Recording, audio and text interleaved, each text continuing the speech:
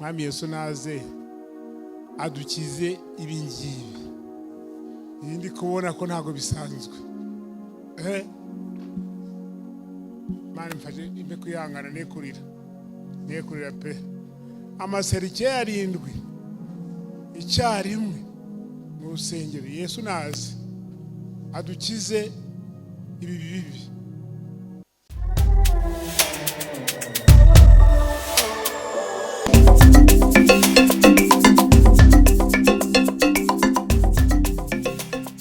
Sinamarira ndetse n'agahinda gakomeye cyane, ariko turabizi ko hazabaho igitondo cy'umuzuko, aho abapfuye bazazuka ndetse abantu bose bakazahura, hakazaba kubonana ku bantu bose babuze ababo.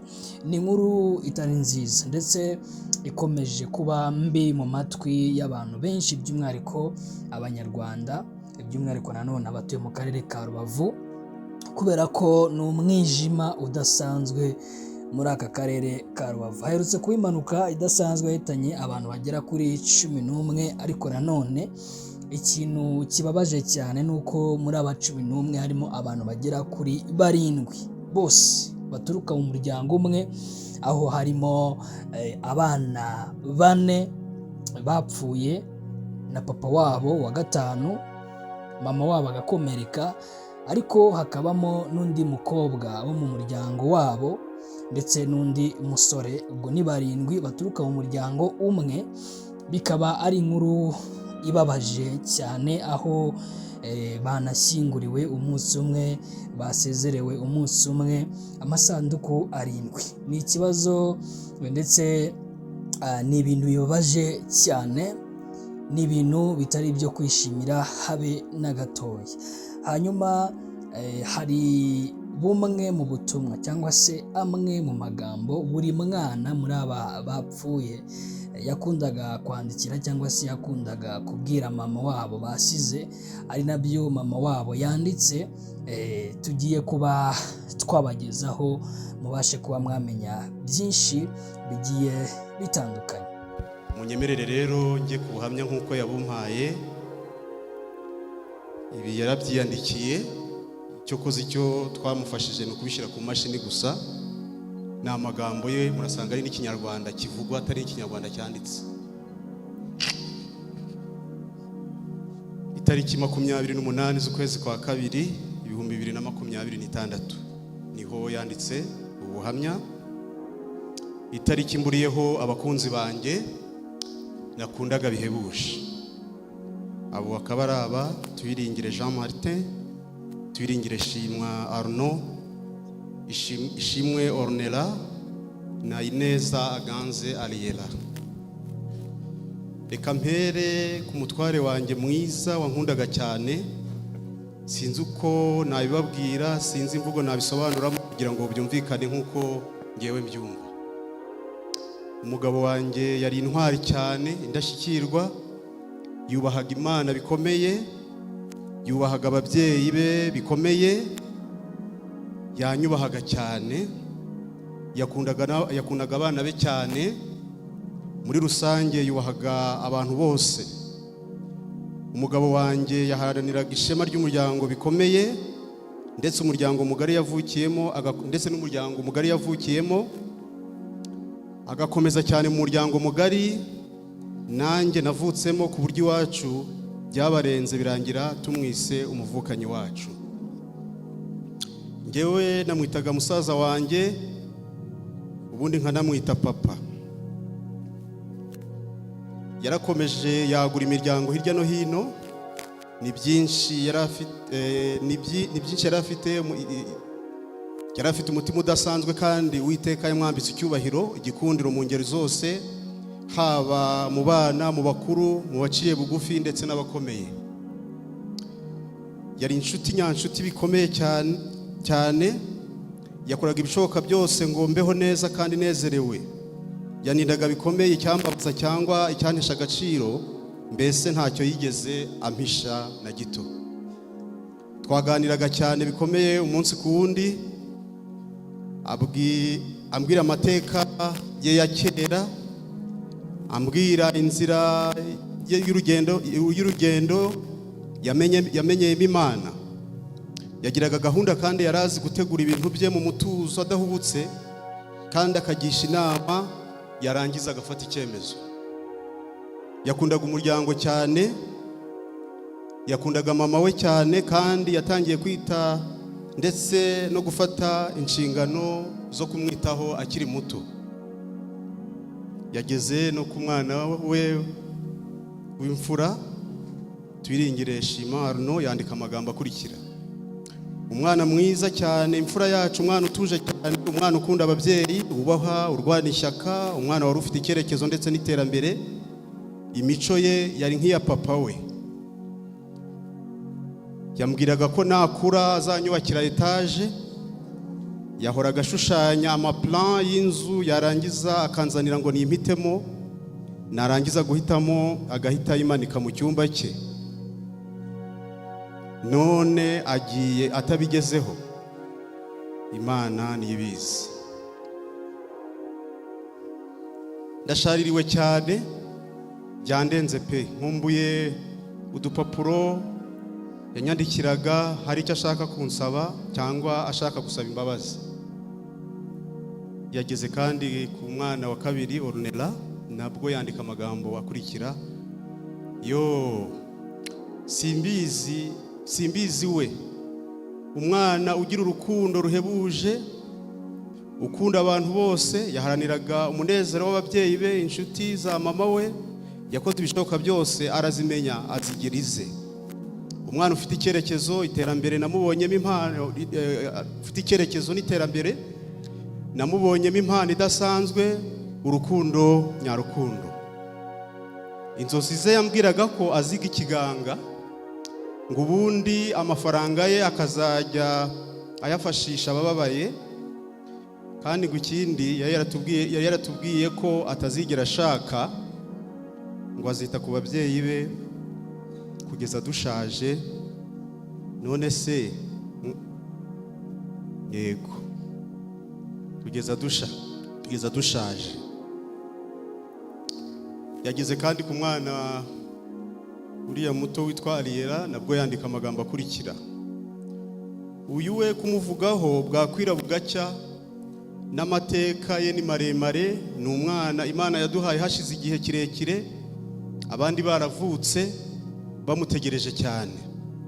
Ni umwana wadushimishaga cyane, ndetse mu rugo wabonaga buri wese ashaka kuba impande ye. Ni umwana Imana yaduhaye hashize igihe kirekire, abandi baravutse bamutegereje cyane. Ni umwana wadushimishaga cyane, ndetse mu rugo wabonaga buri wese ashaka kuba impande ye no kumuterura. Ni umwana nahaye umwanya mwinshi cyane kurusha abandi, umunsi ku munsi, buri saha twabaga turi kumwe. Icyo nibuka ku munsi we wa nyuma, yaransezeye ariko nge sinabimenya. Ndabyibuka yaje ansanga aho nari ndi inyuma y'imodoka, arimo kumpamagara, ntekereza ko ashaka kunkurikira aho nari ngiye gusigara muri korale. Hanyuma muhendahendesha kabiswi, mureba mu maso kugira ngo agahugireho nanjye, kugira ngo nanjye mbone ngende. Ubuhamya bwe yabusoreje ku mwana Olivine, nabwo yanditse amagambo akurikira: ni umwana nifuje kubana nawe, ababyeyi be mbibasabye bahita babyemera. Akimara kugera iwanjye, nahise mushishikariza kubatezwa cyane ko yarageze igihe, kandi nawe yahise anyemerera rwose. Ni umwana wakundaga kuba acecetse, ugira make cyane, kandi rwose atuje. Akenshi yabaga ari kumwe na Arno, bagiranaga utubanga twinshi ku buryo buri umwe yahishiraga undi amakosa. Asoza yandika amagambo akurikira: nshuti zanjye, ibi byose byabayeho byansigiye umukoro w'uko ngomba kwitwara muri iyi si kugira ngo nzabashe kubabona muri cya gitondo cy'umuzuko. Murakoze. Maranatha. Mwami Yesu naze, Mwami Yesu naze adukize ibingibi. ndi kubona ko ntabwo bisanzwe. Mani mfashe imbe kwihangana nekurira pe. Amaserike 7 icyarimwe mu rusengero. Yesu nazi adukize ibi bibi kandi azabidukiza. Gusa ntibisanzwe kubyakira ugiye mu mbaraga za mwene muntu ntabwo wabyumva, ariko waje mu mbaraga z'umwuka ukumva bishoboka. Birashoboka rero, bizashobokera abantu, bishobokera Imana, kandi Imana yo nta kintu. Ndahera hese. Uyu ni umunsi wa 3 ngiye kubutanga ubuhamya. Ejo bundi ku itariki ya 2 natanze ubuhamya kuri Nayiziki Emmanuel, aho twari turi ku mujoro kumwibuka. Ijoro ryakeye natanze ubuhamya kuri Martin n'umuryango, aho twari tumwije ryo kumwibuka. None ugiye kubavugaho bombi mu gihe gito, kandi Imana ifashe nihute kuko gahunda nyine zayo n'ibihe byagiye. Reka mbere kubanza gushima Imana yo mu ijuru ishobora byose, itatungurwa n'ubwo nje bintunguye kubona amaserike 7 imbere yanjye mu muryango umwe. Abana banjye bakambagukaho ndi kureba ndi umusaza. Ntabwo byumvikana, ntiwapfa kubyakira ugiye mu mbaraga z'uwo muntu, ariko Imana yo ntabwo yatunguye. Ndayishima rero n'uko nituma n'umuhango ushoboka. Aho twatangiye tumaze iminsi 5 mu kiriyo, yabanye natwe. Ubu turimo ni umunsi wa nyuma wa 5 turiho, kandi ruracabana natwe. Izina ryayo rihimbazwe. Mu gushima rero ndagaruka ku byo mugenzi wanjye Fiacre yavuze n'ejo yabivuzeho. Gushima mu buryo bukurikira. Reka mpere kushima imirire myiza y'igihugu cyacu. Igihugu cyacu kidahwema gushyira umuturage imbere ku isonga. Nje byarandenze aho n'igihugu bwacyo, akarere ka Rubavu, umurenge wa Gisenyi na Rubavu, bino bintu bigiramo uruhare bakabigira ibyabo.